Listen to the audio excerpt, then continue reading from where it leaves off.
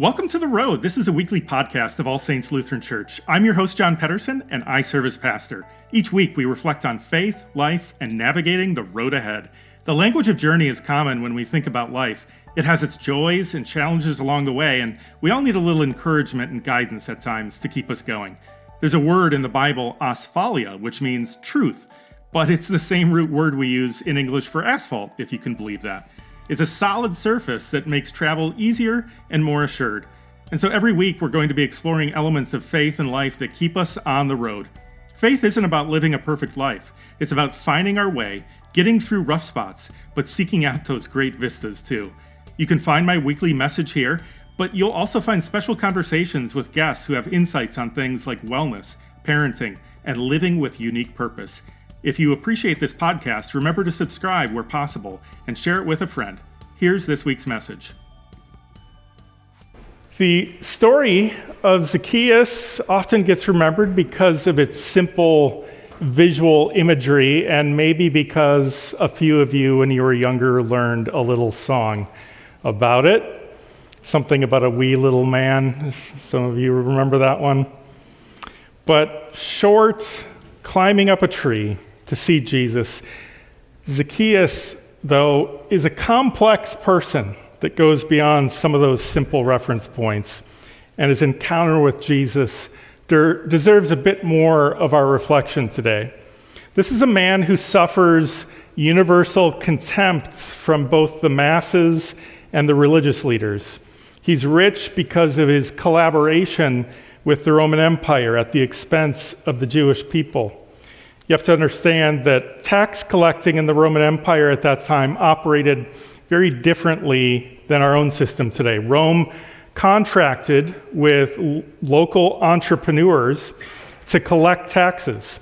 These entrepreneurs or chief tax collectors, like Zacchaeus, were required to pay the contract in advance. They essentially bought their position to collect taxes for a flat fee. Then they hired others to collect the taxes, knowing that anything they could collect above and beyond the original contract was theirs to keep.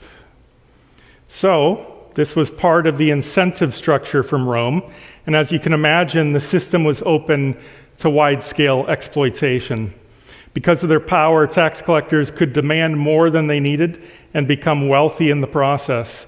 Locals understood this, and so tax collectors were among the most despised in that society. On the day that Jesus was passing through, Zacchaeus almost certainly drew ridicule from bystanders by running ahead to climb the tree. It was considered undignified in that culture, as it kind of is in many traditional cultures, for a grown man to run. And a man of his importance also wouldn't be caught climbing a tree. You can imagine the crowds mocking him with all the more resentment given the wealth he had accumulated at their expense. So it highlights just how interested he is to see Jesus.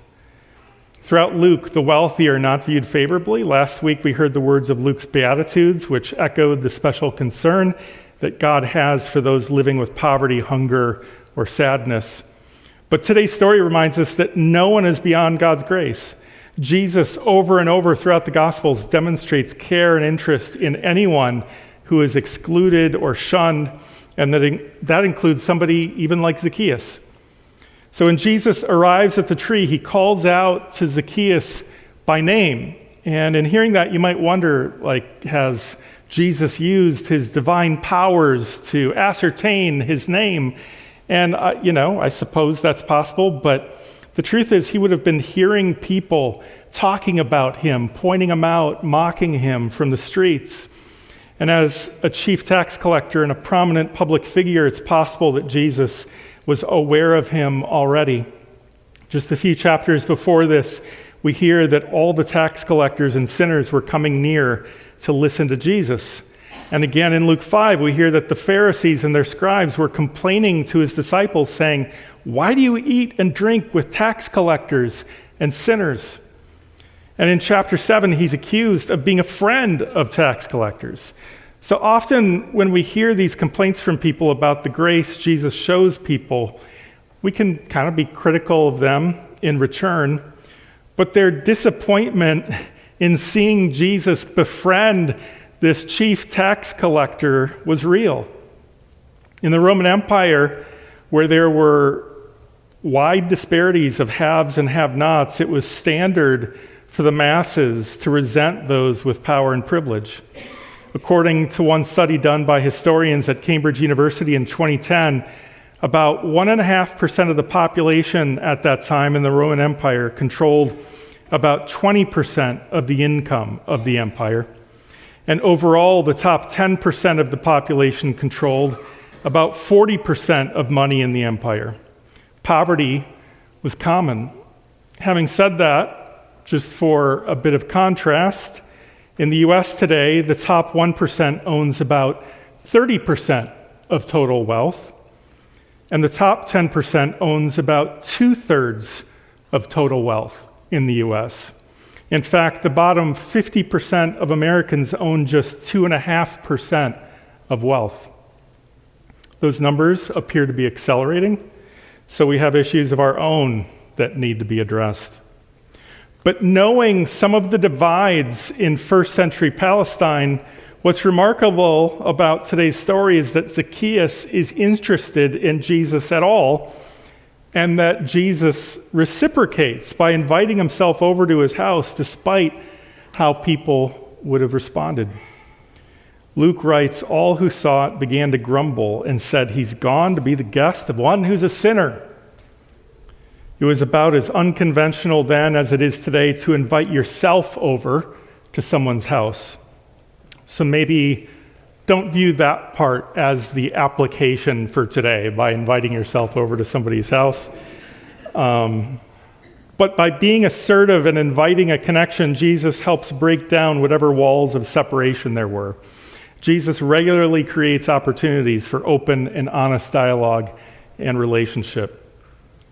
How we create meaningful dialogue and connections today is important to our own personal health and well-being and the health of our society. I recently heard an interview about how technology and increasingly AI will impact relationships going forward.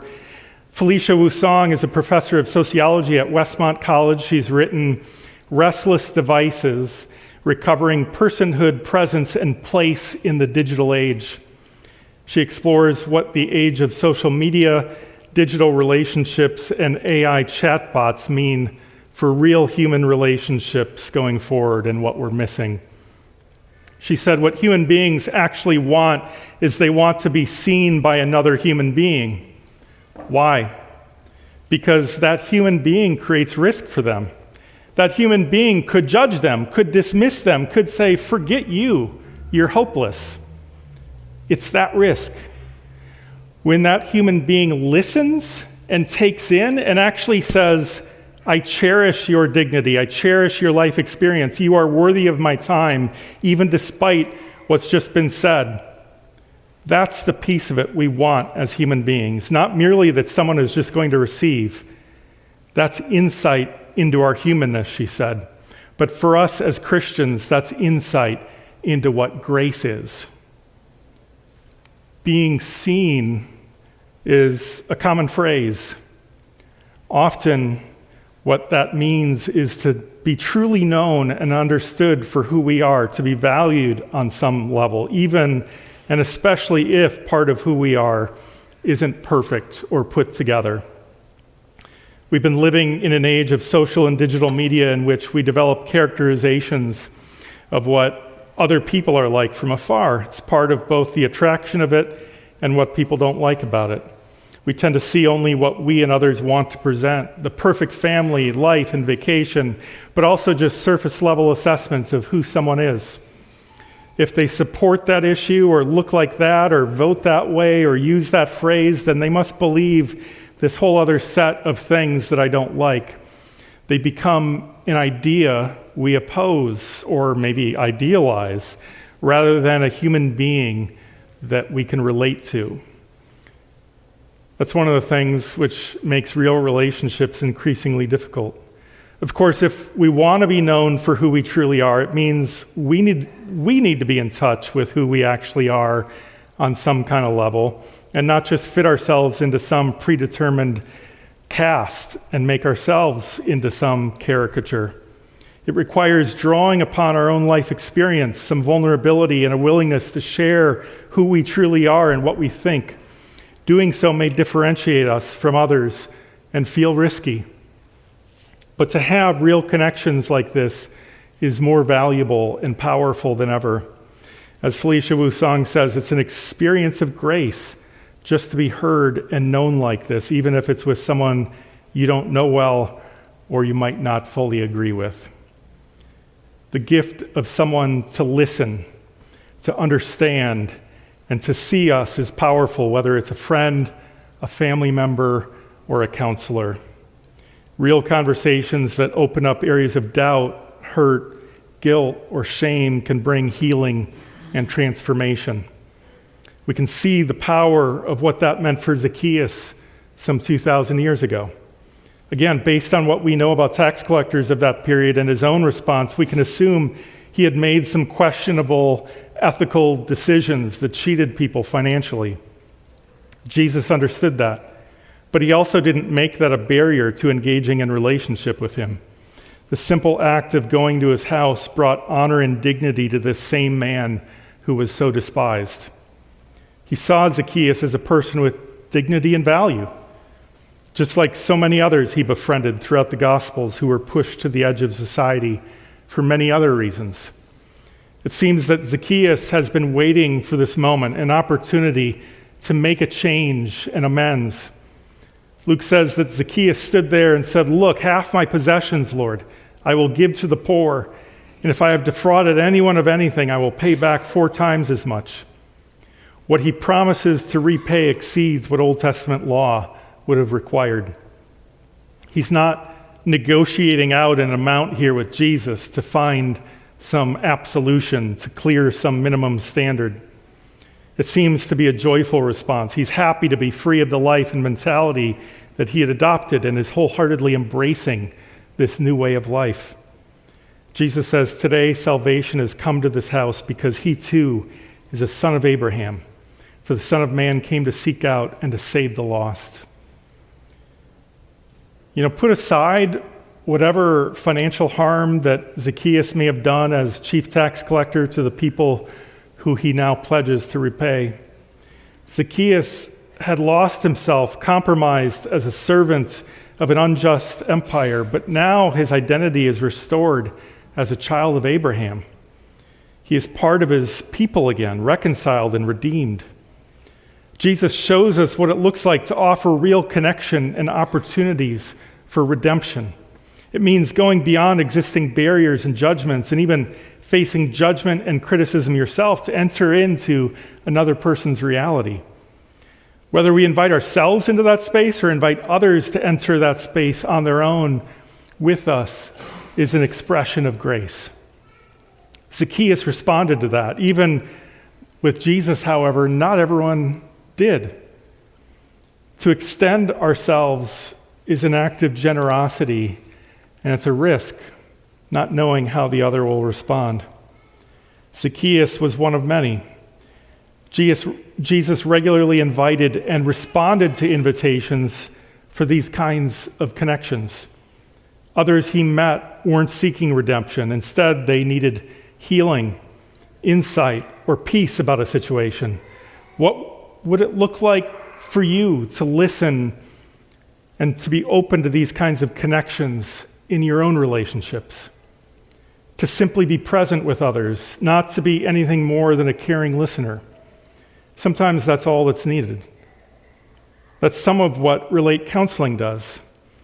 We all need someone to listen, and sometimes we can benefit if a person with additional training can be attentive and help us see why we're anxious or depressed or struggling in some way. In this series, we're talking about the ways we're called to let our light shine as individuals and as a church together. Those are the words spoken to us at baptism. Let your light shine. In faith, we're the light of the world. That light shines when we extend grace and compassion to others, when we seek to humbly listen and see people as they are, not as we assume them to be. We are the light of the world when we make space for others, extend grace, and create pathways for justice and a holistic peace to be experienced by all. Jesus invites us to live a new life defined by love for both God and neighbor. And when we do that in real ways, it has the power to transform relationships, our community, and our world. Amen. That's this week's message. You don't have to navigate the road ahead alone.